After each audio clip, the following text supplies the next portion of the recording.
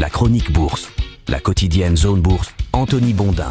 Bonjour tout le monde, on se retrouve pour ce point de marché Zone Bourse du mercredi 20 mars 2024. Il s'appelle ce matin Powell On ou Powell Off. Que faire pour patienter jusqu'à la décision de la Fed, qui plus est une décision qui tombera post-clôture européenne? Eh bien, il est possible au choix de se lamenter sur les performances de Kering et d'Atos, de décortiquer les résultats d'un quartet de valeurs moyennes françaises emblématiques, Beneteau, Virbac, Valneva et Olot, ou bien de prendre le pouls des investisseurs internationaux, ou alors de tout passer en revue, et c'est ce qu'on va faire pas plus tard que maintenant. Nous voilà donc au matin d'une journée qui sera essentiellement marquée par la décision de politique monétaire que la Banque centrale américaine annoncera tout à l'heure à 19h. Ceci dit, la décision elle-même ne changera pas grand-chose puisque la Fed laissera ses taux directeurs inchangés dans leur fourchette actuelle de 5,25 à 5,50%. C'est tout le battage et les commentaires autour que les financiers attendent. Et j'ai lu ce matin un bon résumé dans une dépêche Bloomberg qui reprend les mots d'un broker américain. Si Jérôme Powell s'en tient au script hawkish, le message restera cohérent et la réaction du marché sera probablement limitée. Qu'est-ce que ça veut dire? Eh bien que si la Fed maintient une tendance ferme mais constructive, du genre on reste prudent mais les choses ne se passent pas si mal, eh bien les marchés actions ne devraient pas beaucoup réagir. En revanche, si elle s'écarte du scénario, évidemment la volatilité devrait s'accroître. S'accroître dans le mauvais sens en cas de discours alarmiste,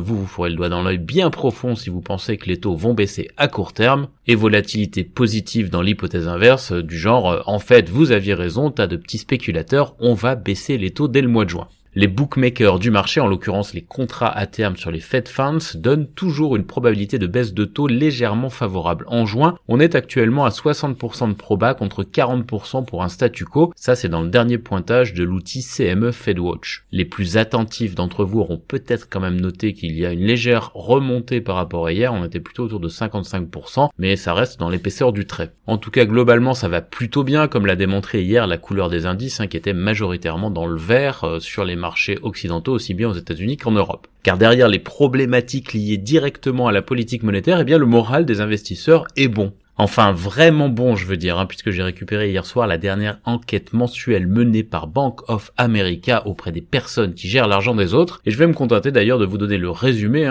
tel que la banque l'a conçu elle-même, parce que je suis un gros flemmard. En gros, les anticipations de croissance sont à un plus haut de 2 ans, l'allocation en actions est elle aussi à un plus haut de 2 ans, les investisseurs ont tendance à se tourner vers l'Europe, les marchés émergents et les financières, mais le pari le plus embouteillé est toujours d'être long sur les 7 magnifiques. Quant à savoir si l'intelligence artificielle est une bulle, eh bien 45% des investisseurs disent non, 40% disent oui, et 15% ne sont manifestement ni pour ni contre, bien au contraire. En réalité, ces 15% ont répondu qu'ils ne le savent pas, ce qui est probablement la réponse la plus sincère. Globalement, le sentiment des investisseurs n'a pas été aussi haussier depuis janvier 2022, selon les données compilées par Bank of America, étant précisé que ce niveau était descendu à un plus bas depuis une éternité entre la fin 2022 et le début 2023. Pourquoi? Eh bien à cause des faillites bancaires, notamment SVB Financial aux États-Unis. D'ailleurs, ça me fait penser que j'ai oublié de féliciter le Crédit Suisse hier, il a fêté le 19 mars le premier anniversaire de sa disparition. Allez, pour changer de sujet, je vais parler d'une petite catastrophe qui a eu lieu hier sur les marchés français. Et là, je ne parle pas d'Atos, dont le titre a exploré les tréfonds boursiers après la fin des discussions avec Airbus pour la reprise d'une partie de ses activités. Je vais quand même faire une parenthèse, Atos a été une belle boîte. J'ai dû jouer les vieux de service hier dans mon équipe en racontant la saga Atos Origine, les plafonds crevés pendant la bulle internet et le retour en grâce post-crise financière de 2008, quand avoir du Atos était tellement plus hype que du Capgemini. Bon, en vrai, je ne sais pas si mon équipe m'a cru, salaud de jeune, j'avais l'impression d'être né au 19e siècle. Mais passons, je ne parle pas de cette cata-là, mais de celle qui est intervenue post-clôture dans le luxe. Kering a lancé un bel avertissement sur son chiffre d'affaires du premier trimestre 2024. Le groupe a expliqué que le début d'année de Gucci est tout pourri et que la griffe italienne devrait afficher une baisse de ses ventes de 20%, ce qui entraînerait celle du groupe dans son ensemble en baisse de 10%.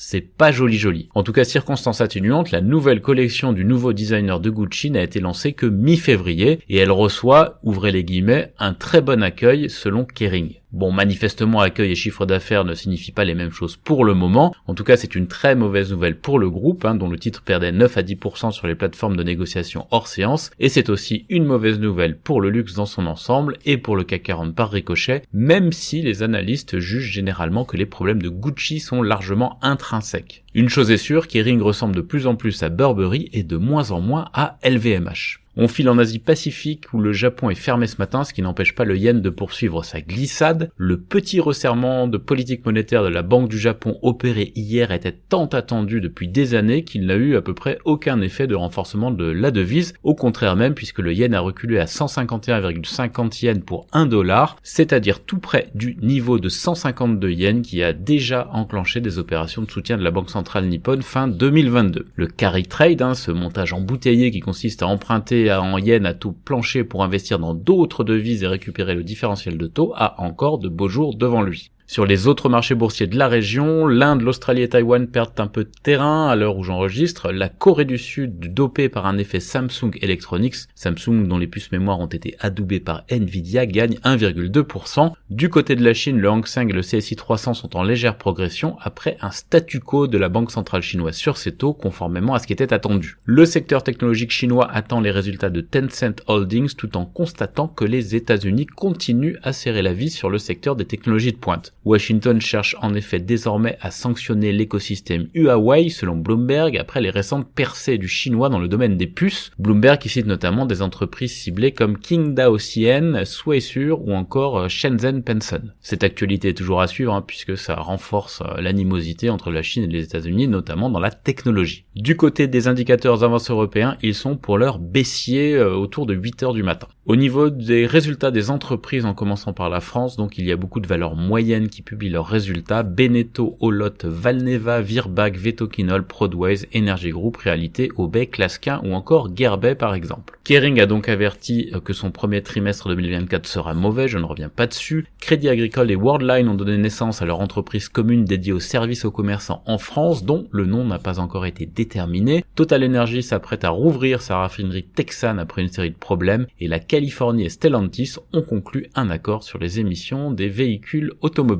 Bureau Veritas dévoile ce matin sa feuille de route à l'horizon 2028 et un programme de rachat d'actions. Nexans a remporté son premier appel d'offres dans le cadre de l'accord cadre qui avait été conclu il y a quelque temps avec Tenet. GTT a signé un nouveau contrat de conception des cuves de 3 navires. Getlink a salué la mise en application de la loi française contre le dumping social sur le transport maritime transmanche. Et Pluxee a renforcé son équipe de direction. Par ailleurs, Fnac Darty a émis 550 millions d'euros d'obligations 2029 à 6% pour refinancer ses échéances 2024 et 2026. Eutelsat et Intelsat signent un gros partenariat portant sur la constellation OneWeb en orbite terrestre basse. MaaT Pharma présente de nouvelles données précliniques lors du congrès AACR et BD Multimédia émet 900 millions d'euros d'OCAPSA avec un prix d'exercice de 3 euros.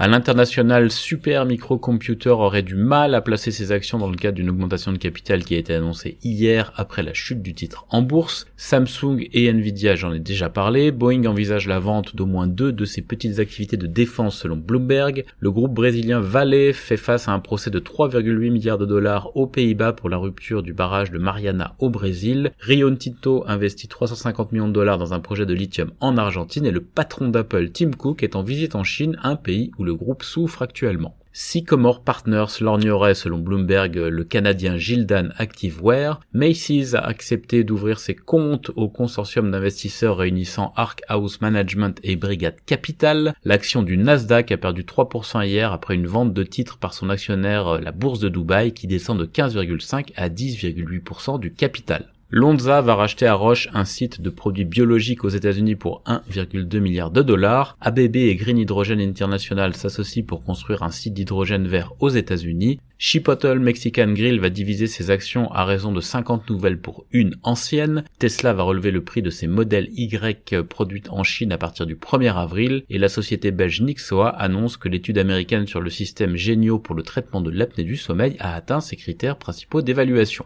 Les principales publications de résultats du jour: Tencent, PDD, Micron, Alimentation Couche-Tard, Prudential ou encore BioNTech. Voilà, c'est terminé pour ce point de marché du jour. Je vous souhaite à toutes et à tous une excellente journée.